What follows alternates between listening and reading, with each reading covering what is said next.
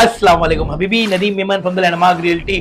Budget friendly property देख रहे हो और अगर सहूलत पर भी चाहिए 10% डाउन पेमेंट, 90% लोन चाहिए और 1 आर के 1 BHK 1.5 BHK 2 BHK एकदम अफोर्डेबल रेट में चाहिए, बड़े कॉम्प्लेक्स में चाहिए, अच्छी अच्छी अम्यूनिटीज चाहिए तो जल्दी जल्दी आ जाओ, क्योंकि ज्यादा जानकारी के लिए आपको इस नंबर पे कॉल करना पड़ेगा। इसके साथ साथ बेनिफिट आपको मिलेगा, आइदर आप कॉइन चाहिए कॉइन लीजिए गोल्ड का, या फिर अगर आपको कैशबैक चाहिए कैशबैक लीजिए।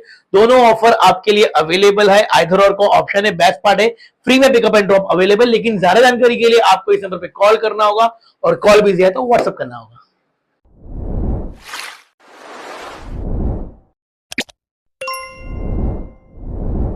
मैं इस्लामुद्दीन खान और आप देख रहे हैं प्रहार टाइम्स। मुमरा के शिया कब्रिस्तान में यहाँ पर नजीमुल्लाह पहुँचे थे और यहाँ पर का जो है कार्यक्रम रखा गया था।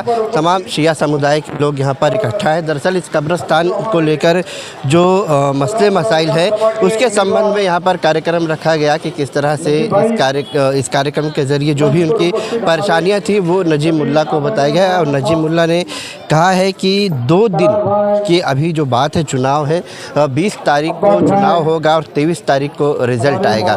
नजीमुल्लाह ने मंच से यहाँ पर कई जो है गंभीर आरोप जो है जितेंद्र आव्हाड पर लगाए हैं और कार्यक्रम जो है वो संपन्न होने वाला है। इसके बाद ही हम नजीमुल्लाह से बात करेंगे इस कार्यक्रम को लेकर। नजीमुल्लाह जो यहाँ पर आए हुए हैं, अभी फ़िलहाल लोगों से मिल रहे हैं, उनसे बात करने की कोशिश करेंगे। नजीब भाई, आज शिया समुदाय के लोगों से आपने मुलाकात की, कार्यक्रम रखा गया था यहाँ पर, क्या मसले मसाइल है इनके कब्रिस्तान को? कब्रिस्तान ऐसा है कि उनके मसले थे कि रास्ता सामने का बनाने का है। करार भाई ने जूना बताया कि 2013 में जितेंद्र आव्हाड साहब ने कुछ क्रेडिट के चक्कर में कंपाउंड वॉल तोड़ा, ऐसे कुछ बातें, और उन्होंने फ़ोटोज़ और पुरावे दिए। अफसोस की बात है, हम काम करते हैं दीन के लिए, करते क्रेडिट के लिए करते नहीं हैं। अब उनको नहीं समझ में आता है तो करे क्या।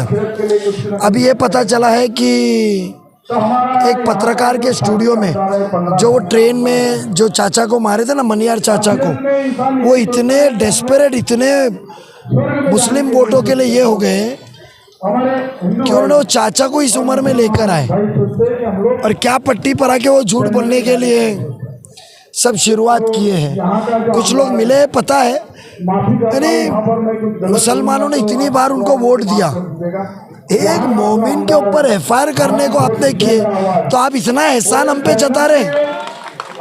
मैं मुमरा कौसा के आवाम को बोलूँगा, उन्हें इतनी बार उनको वोट दिए तो क्या जताना चाहते कि एक मुसलमान को, कल तो पता चला कि कोई मुसलमान को सिग्नल तोड़ने से बचाए, उसका भी इंटरव्यू करा लेंगे वो। यानी वो वोट में खिदमत करना चाहते कि जताना चाहते कि मैं मुसलमान का रहनुमा हूँ। बीजेपी के नाम पर जिस तरह से मुमरा के मुसलमानों को डराया जा रहा है कि अगर बीजेपी आएगी, यानी आप जीतेंगे तो बीजेपी आ जाएगी, उसके बाद जो है बुरा हाल होगा, इस तरह से जो है प्रचार किया जा रहा है, तो क्या लग रहा है कि जिस तरह से प्रचार हो रहा है इससे आप पर असर पड़ेगा? अल्हम्दुलिल्लाह नहीं, असर तो उन पे पड़ रहा है, इसीलिए तो चाचा को इस उम्र में लेकर आए। असर हम पे पड़ता तो हम बौखला तो हो गए ले। और उनका पेतरे जो है बीजेपी के, तो जब बीजेपी का प्रचार यहाँ कर रहे हैं तो कलवा में भी प्रचार बीजेपी का क्यों नहीं कर रहे? और हम क्या बीजेपी में है? हमारी निशानदेही तो घड़ी है और बीजेपी का डरा रहे। तो जो उद्धव ठाकरे ने अब्दुल सत्तार के खिलाफ बीजेपी को न्योता दिया है कि बीजेपी के कार्यकर्ता काम कर सकते, हम मिलके वापस से एक होने की जरूरत है, तो इसका मतलब उन्होंने तो सिग्नल दिया ना कि उद्धव ठाकरे बीजेपी के साथ जाएंगे। तो आव्हाड साहब का उसके ऊपर क्या बोलना है? और शरद पवार साहब जाएंगे ना, उसका क्या? जितेंद्र आव्हाड साहब ने 2014 में आवाजी मतदान से बीजेपी की सरकार बिठाई थी, राष्ट्रवादी ने। एकनाथ शिंदे जी विरोधी पक्ष नेता बने थे।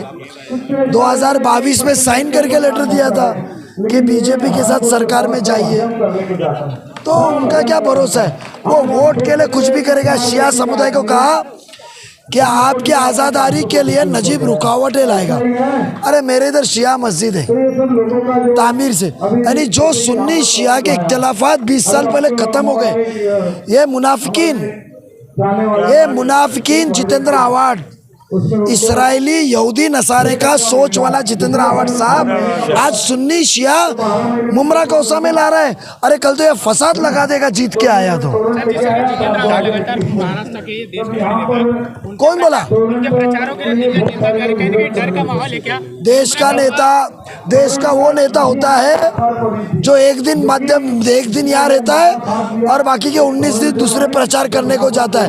ये तो इतना बड़ा देश का नेता है कि एक एक कार्यकर्ता को दम दे रहा है।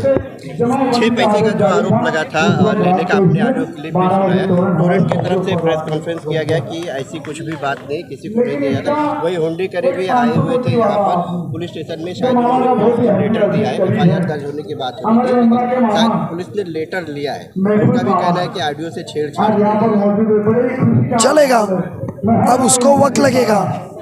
ऑडियो से छेड़खानी हो रही थी तो मुझे बताइए, नजीब मुल्ला तो 2023 में जितेंद्र आवाड के खिलाफ गया ना। आप पत्रकारिता कितने साल से कर रहे हैं? 4 साल, 5 साल, 6-7 साल ना। तो इकबाल भारती ने सेम क्लिप पहले भी वायरल की थी ना, तो छेड़खानी कैसे हो सकती है? अरे आपका मुमरा कौसा की आवाम को इतना उल्लू बनाएंगे आप? पत्रकारों ने अभी ना उनके कपड़े फाड़ने का चाहिए सामने खड़ा करके। तो बताइए 4 साल पहले, 3 साल पहले जब ये ऑडियो क्लिप वायरल हुई थी तो जब छेड़खानी करने वाला कौन था? जब तो नजीब उनके साथ था ना, राजन के नहीं उनके साथ था। आप ये सवाल पूछते जाओ कि आवाड साहब ऐसी बात करो कि थोड़ा सा हजम हो जाए हमको। आज हमने राबड़ी का दौरा किया, अनेक नेताओं अनेक लोगों ने कहा कि नजीब मुल्ला ने जिस तरीके से 20 वर्ष में राबड़ी का विकास किया है, मुमरा वालों भरोसा करो नजीब मुल्ला पे, उनको जिता कर अल्हम्दुलिल्लाह मैं शुक्रगुजार हूँ मनमून मेरे आवाम का कि उन्होंने मुझे जहाँ मुझे मदद की ज़रूरत है वक्त पे मुझे सराहा। मैं उनका शुक्रगुजार हूँ। इंशाल्लाह ये और मेरे जज्बात और एहसास का रहेगा कि मुझे उनके लिए और अच्छा कुछ करना है। एक सेकंड आपके साथ ले मुझे जाना है। ठीक है भैया, ले ये कलवा मुमरा का किस्सा है, हर यूनिट पे 60 पैसा आमदार का हिस्सा है। मैडम और सर मुद्दा था आपने बातचीत की है क्या? जी इस्लामुद्दीन भाई, आप लोगों का सबसे पहले शुक्रिया अदा करता हूं कि आप लोग आए। आज 14-15 सालों से जर्नलिस्ट कर रहा था, शिया पर्सनल लॉ बोर्ड में था, जाफरी से भी जुड़ा था और कौमी मामलात में अक्सर आपने मुझे पुलिस स्टेशनों में देखा होगा।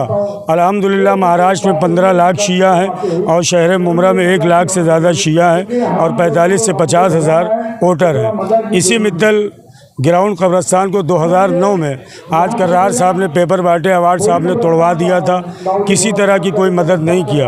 1 एकड़ कब्रस्तान हमें MM वैली में मिली, उसको KSI जमात को डॉक्टर अवार्ड ने दे दिया। 10 लाख रुपया कारपोरेशन को भी दिया गया है KSI जमात से, जबकि नजीब साहब ने भी ऐलान किया वो कब्रस्तान जो है कारपोरेशन की है। मैंने भाग दौड़ किया और लड़ाई के बाद आज वो 1 एकड़ कब्रस्तान हमारे हक़ में है। नजीब भाई से बात हुई, उन्होंने हमारी कम्युनिटी के सपोर्ट के लिए, और सबसे बड़ी बात जो इस्लामुद्दीन भाई है, शीयत के लिए अज़ादारी इमाम हुसैन। नजीब मुल्ला साहब ने परसों मुझसे वादा किया हर तरह से मैं आपकी कम्युनिटी के लिए खड़ा हूँ। यहाँ जहाँ प्रोग्राम हो रहा है इंशाअल्लाह यहाँ पर एक कम्युनिटी सेंटर बनाकर हमारी कौम को देने जा रहे हैं। कुछ काम ऑलरेडी शीयत के लिए वो कर चुके हैं जिसका जिक्र वो इलेक्शन में नहीं करना चाहते हैं।